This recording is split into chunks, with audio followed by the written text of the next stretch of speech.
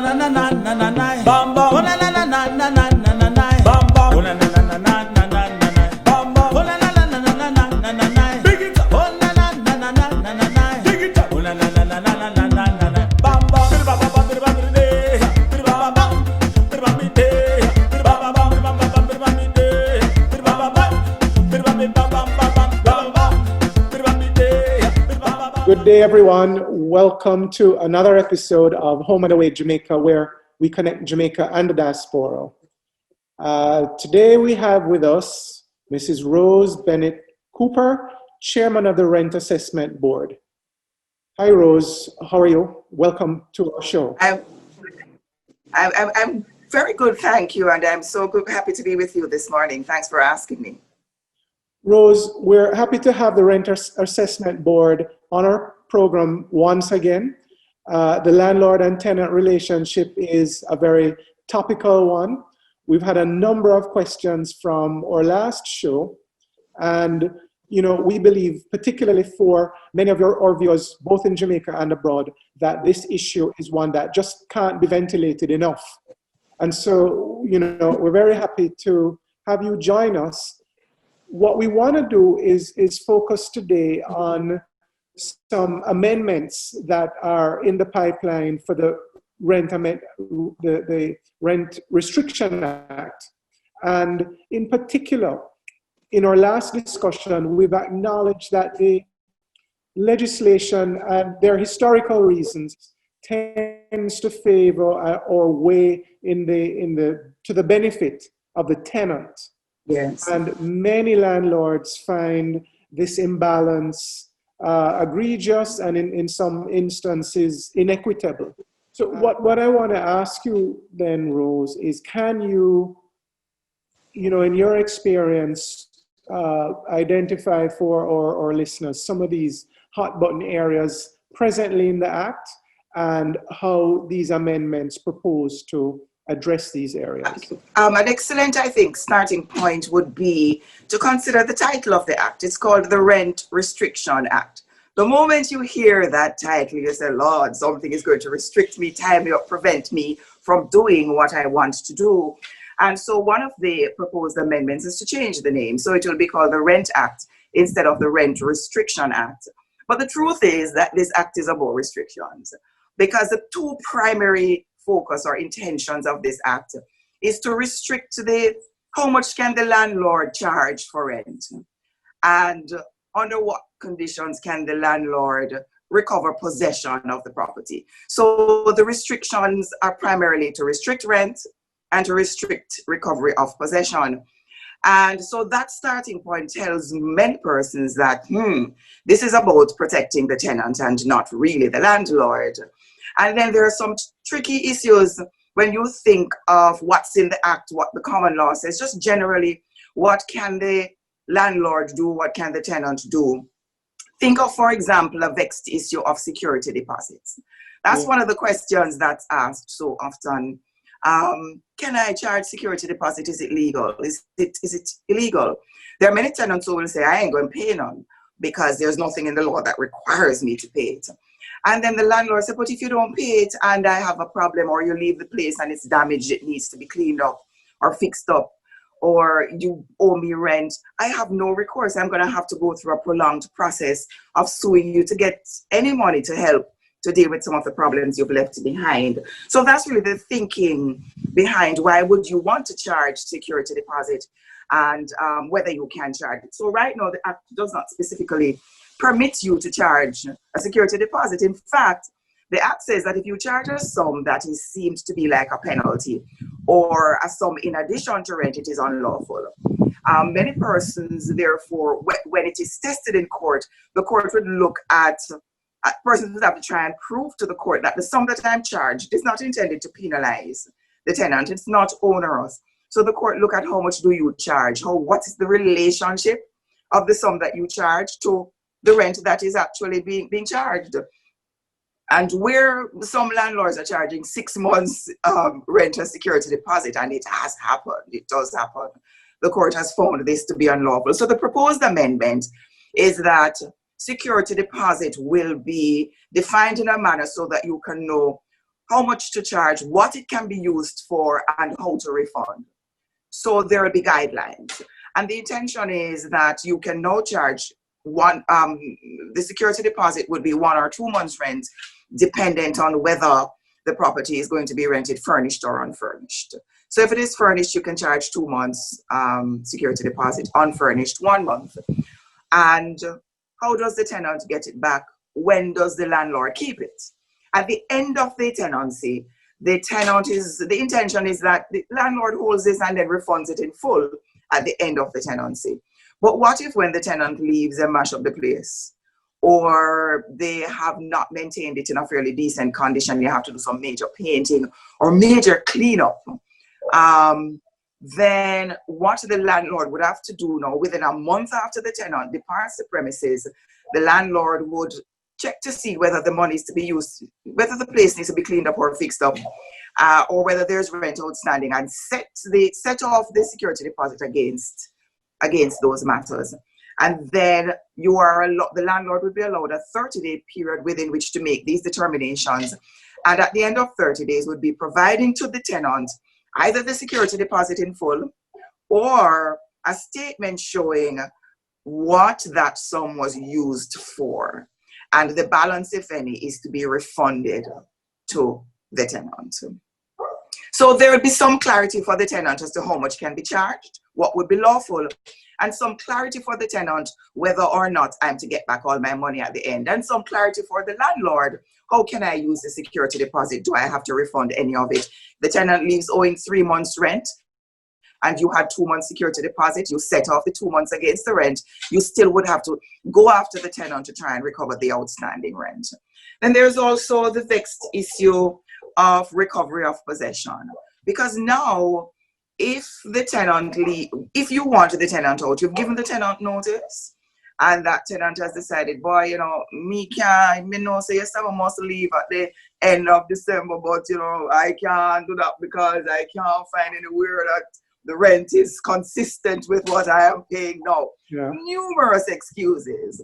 So the landlord will now have to take action in court.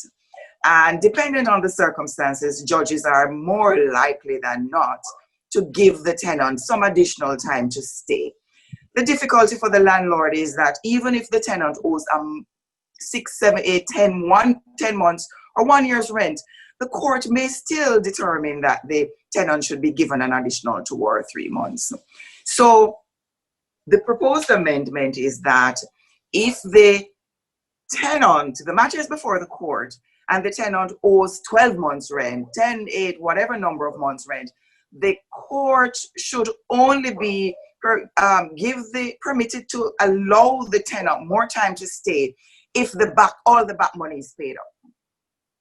So if the tenant owes 6 months rent, then the court would not exercise its jurisdiction to give you more time to stay in the premises unless you pay up the back money that you owe. So I think landlords are going to be pretty happy with this.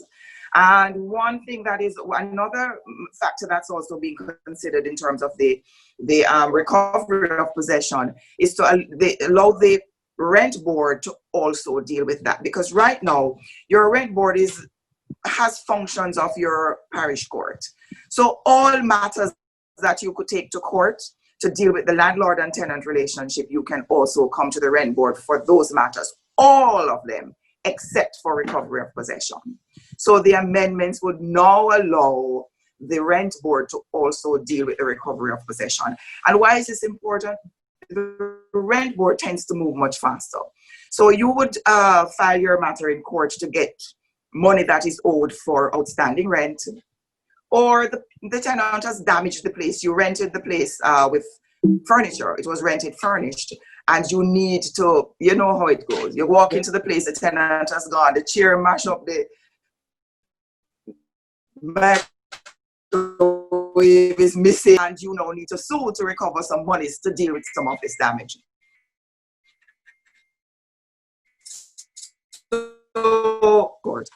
But if it is to recover possession of the place, to get the tenant out of your place, you have a bad tenant, you want them out, you can only go to the court for that. So you can, what the amendment would allow is for you to be able to go to either place. And because the rent board tends to give you a faster turnaround time, then this would be a benefit to the landlord as well. Now, this is not to say that the act is proposed, the proposed amendments are going to be taking away all rights from landlords, from tenants. Mm-hmm. The act will continue to give strong protection to tenants, as well as now give some additional protection to landlord. And there are also additional things that's going to be placed in the act to give the tenant some boost, because some tenants right now feel that if they have certain difficulties with the landlord is holding the handle and they're holding the blade, because there are tenants who they owe some money. They really do have a difficulty. In this era of COVID, you'll do everything within your power to pay your rent. And you say to the landlord, listen, I'm really having a problem. I have to feed the kids. I have to do these things. I have to pay for water or light, or we can't function properly. Give me some time. The landlord will say, no, and I need you either out or paid up in full. The tenant comes home one evening and the doors are missing from the building. The window has been removed. The landlords will do things that will cause the tenant such great discomfort, and they don't have the money to retain an attorney to go to court. So the act is not going to be taking away rights that the tenant now has under the act. It's really just seeking to give a more balanced playing field between the parties. How do we, or has the amendments contemplated the whole issue of the ability of the landlord to raise rent? Oh, yes. This is also an area of contention. Yes. Right now, the way in which a landlord can raise, well, landlords are not permitted to raise rent for premises that fall under the Act by more than 7.5% per annum. It is not intended to trouble that. That is still going to remain in place, so that now there are some landlords who would want to raise the rent by 10, 15, 20% per annum. That is not permitted, and it will not be permitted when the amendments are done. The tricky part to the issue of rent is how much can you charge in the first place? When can you increase, and by how much? But all of that is currently regulated by the Act.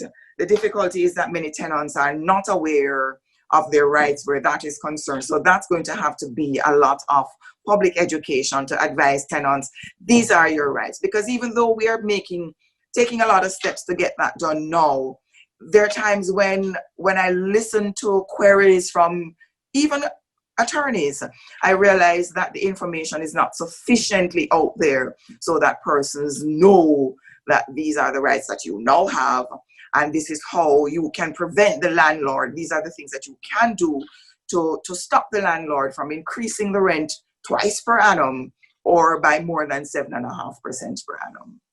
And the issue of the currency of the rent, is that something the Rent Assessment Board or the Act will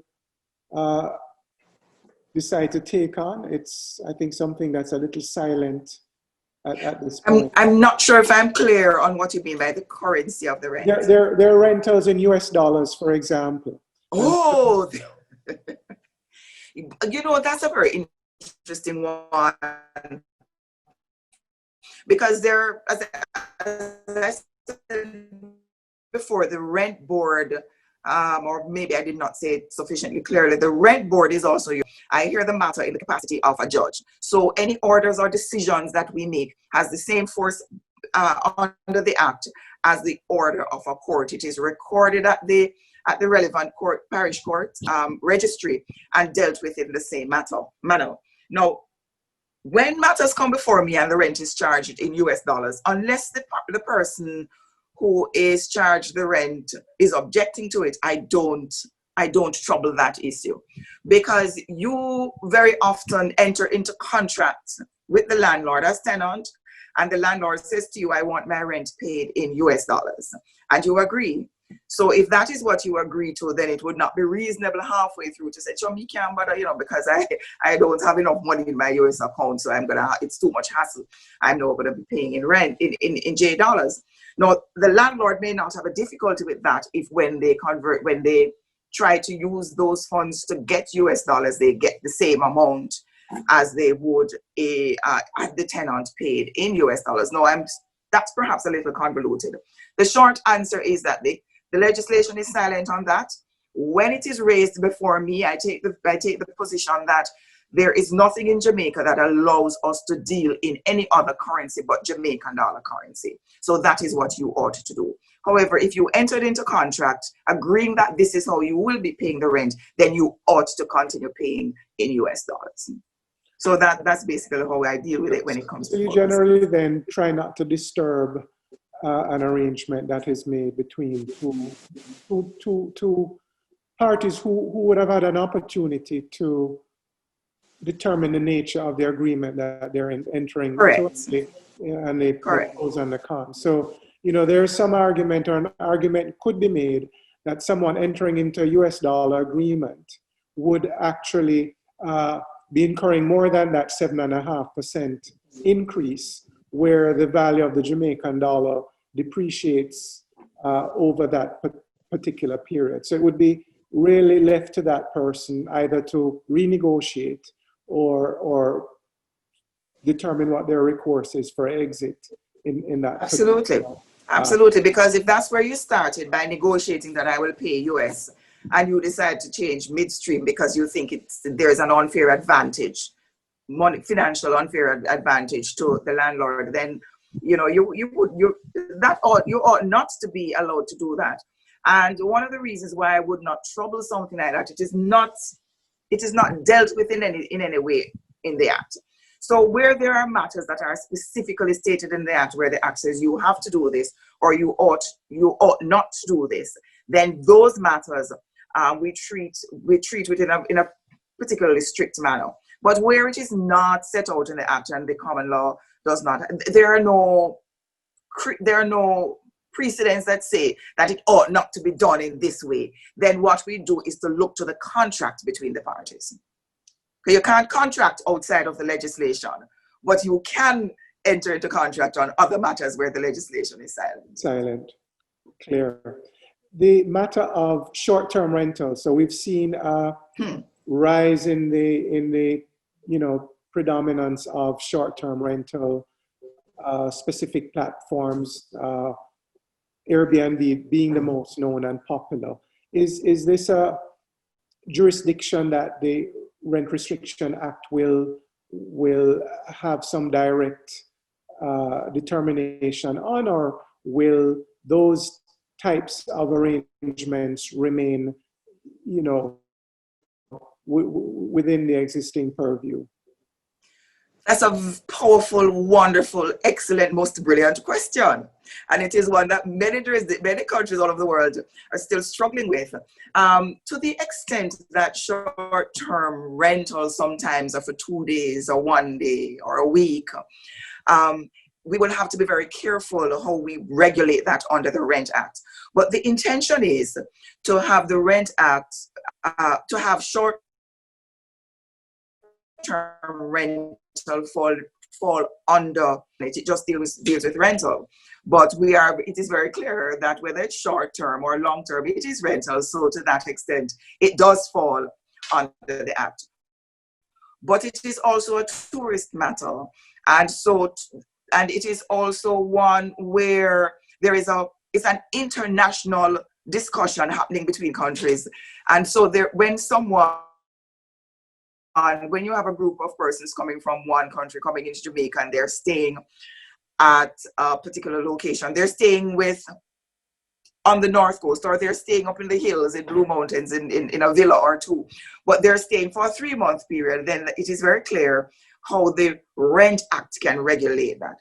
But if they're staying for 5 days, then it's a little bit more difficult. When you give them notice? Now, the Act speaks to a 30-day notice. How do you give a 30-day notice to someone who's only there for 5 or 10 days? So there's no regulatory framework that specifically addresses short-term rental. So what we do is to look at how that short-term occupancy affects the location where the renters are. So for example, if you are the renter, and you've rented a space in a strata complex, for example, we look at how the strata rules govern the relationship with the persons who live in the strata, and how it would affect that individual strata owner who chooses to rent their property for short-term rental, because you don't have to look at the rules that regulate that complex, which is different from if it's a standalone property. So it's a very exciting discussion that is happening between that arm of government that deals with tourism, that which deals with taxation. Because if it's short-term rental, is it automatically a commercial activity that ought to be taxed, where you have to therefore register your business of renting for short-term purposes in a way where the government can get taxation? So those discussions, whenever that is mentioned, persons scream and squeal.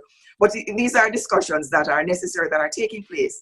And hopefully you and I can have a dialogue on it when those discussions are more advanced. But it is very interesting. Well, thank you, Rose. I think that in of itself is one area that we can have a standalone discussion on.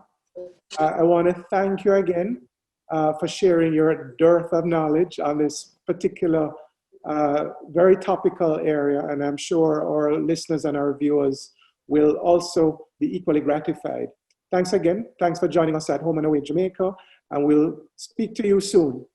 Thank you so much for having me this morning. Have a good day, Rose. Thanks. Okay, again. you too.